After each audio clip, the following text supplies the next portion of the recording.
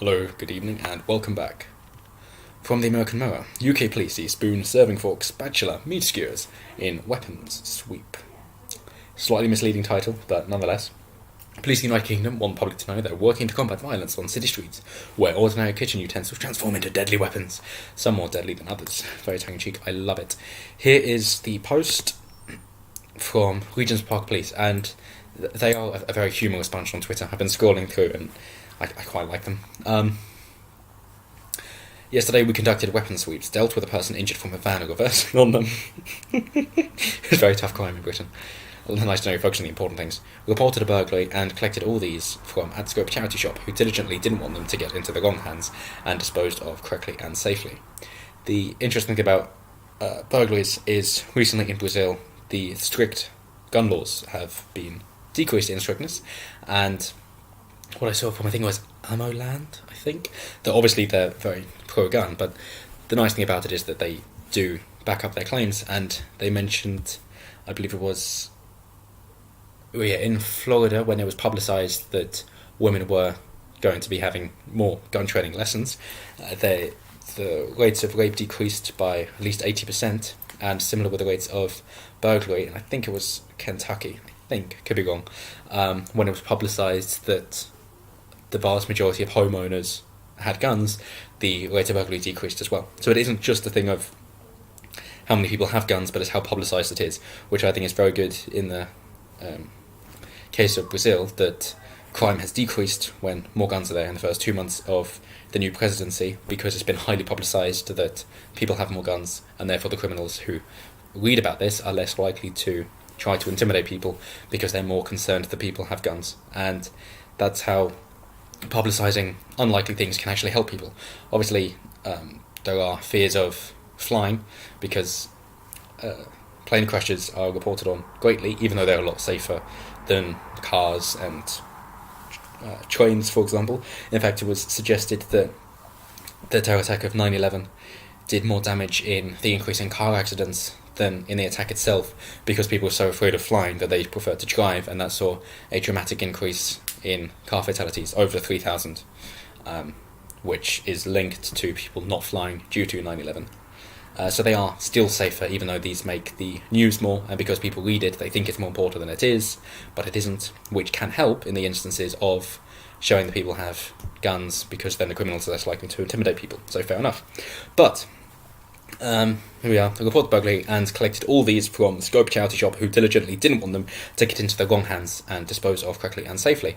So although it does say we conducted weapon sweeps, this photo is from Scope charity shop. So it's the charity shop who said, we have these things, please get rid of them. So we don't know who took the photo, but we do know that Regent's Park Police does like photographing what they do. And in here you will clearly see a couple of knife sharpeners and a rusty spoon, a fencing foil, a small dagger and a scabbard. We don't even know if this is full tang or not, and that means how far the blade goes into the handle, because you can have half tang, so it's more for it goes halfway into the handle, so it's just for show, and you might just have it bolted on the end as well, so if you try and hit someone with it, it will just snap off and it's useless. They are actually legal in the UK, as long as you keep them in your home, and when transporting them you keep them in a sealed box that you can't access, so you cannot use them for self-defense. They are legal up to 50 centimeters in length, unless they are traditionally made, which means they're more effective, in which case that limit is not in place. But you can keep them in your home. If somebody breaks in, you have to tell them at least twice to leave, and you are armed, before you can take action to stop the person being there. Obviously, if the person's dead, then they can't say how many times you told them to leave before you attack them. But dead men tell no tales, essentially. Oh, and we also have a lovely two-pronged fork. So it's a serving fork. A few of these used for cheese as well sometimes, not just for carving turkey. And in fact, as an aside, if you're carving turkey, I recommend taking a breast fillet off and then slicing it from there, instead of just slicing from the outside to the inside, because then everybody gets evenly cooked turkey. Anyway, it's just a Christmas gift, there you go, from Jamie Oliver. But mainly it's just kitchen knives. So basically people who were clearing out thought, hey, we've got these kitchen knives we don't need anymore, let's give them to a charity shop and somebody else can use them and they'll have a better time with them.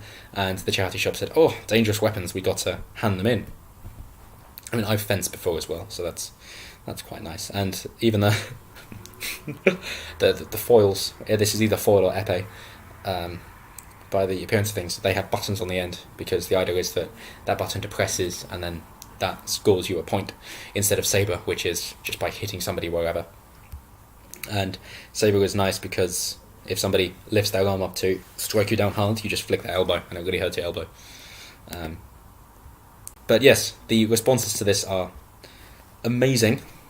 Measure that spoon, put it into the wrong hands. We got things about serial killer, and one of my favourite ones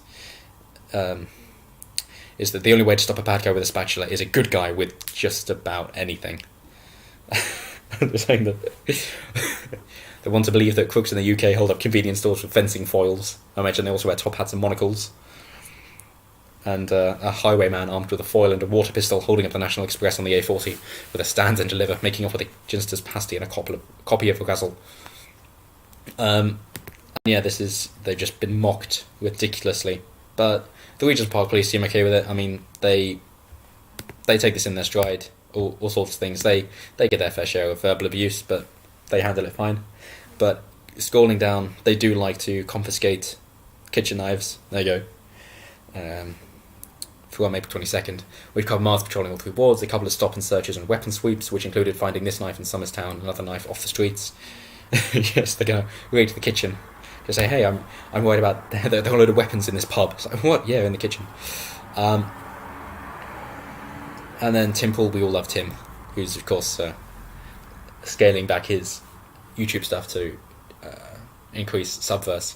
And I do like one of his latest videos, which was primarily, well, it was focused about skateboarding and saying just drop in, which is to say if you want to start something, then just do it, basically. Don't let your dreams be dreams. Yesterday you said you'd do it tomorrow, all that sort of thing.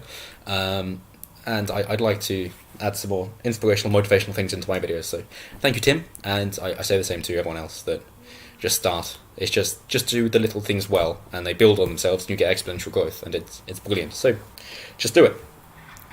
But yeah, this heavy view of confiscating things and overly pleasing people comes in the wake of this.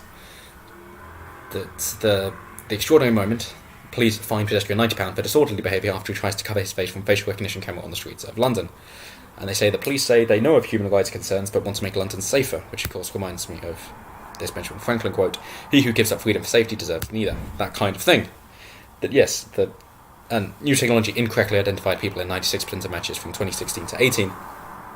And they say that this man heard that there was facial recognition, and because of that, when he walked past, he covered his face with his jacket and cap, and was stopped by the police. They literally pulled him to the side to take a photo of his face and fine him £90 for not showing his face. There was a member of Big Brother Watch who was standing there as she was standing there to draw attention to it and ask the police, what is the purpose of this? And they were saying it's all safety. Here we are. Silky Collar, the director of Civil Liberties Group Big Brother Watch, was at the scene holding a placard saying, "Stop facial recognition," before she asked an officer about the man they'd taken aside. Watch was suspicion, and the officer replied to the fact that he's walked past clearly masking his face from recognition and covered his face. It gives us grounds to stop him and verify. So basically, if you don't like having your privacy inspected, that means you must be doing something wrong, and therefore that is reason to inspect you. So obey the law, or the reason, or allow us to investigate you, or the reason that you're not liking us investigate you is because there's a reason to investigate you, which is why the Fourth Amendment to have a right not to be searched without due reason is important and makes me like America more and England less. Ivan Balhatchett, the Metropolitan Police's covert and intelligence lead, said, "We ought to explore all technology to see how it can make people safer, how it can make policing more effective." All you need for technology is just self-defense and people not knowing who has it. Especially the little people, they need it the most to stop bigger people from attacking them, because obviously biology isn't fair.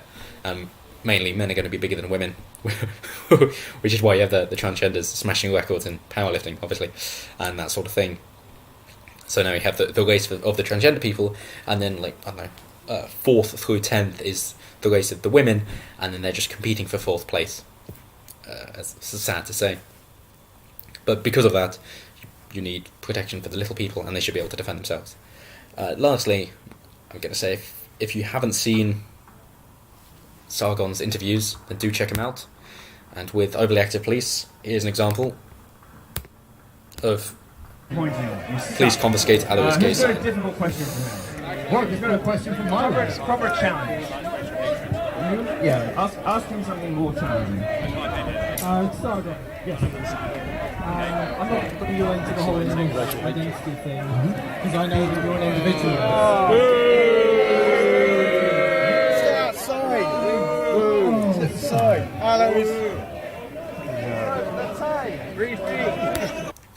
So the history of this is, of course, a few years ago when they were saying Jesus is gay, or God is gay in the UK, and then that was being accepted fine. Law and Southern decided, well, okay, what if we say that back to Islam or the Muslims, to say Allah is gay? Let's see if there is equality under the law then.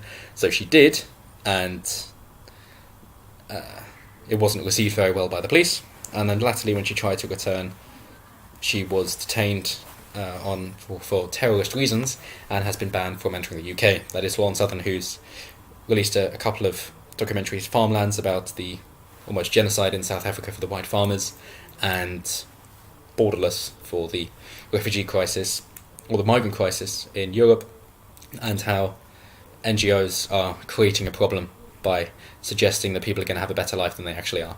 So do check those out. They're on YouTube, Law and Southern, and check out Sargon's interviews with the BBC, especially with Victoria Derbyshire. They are great.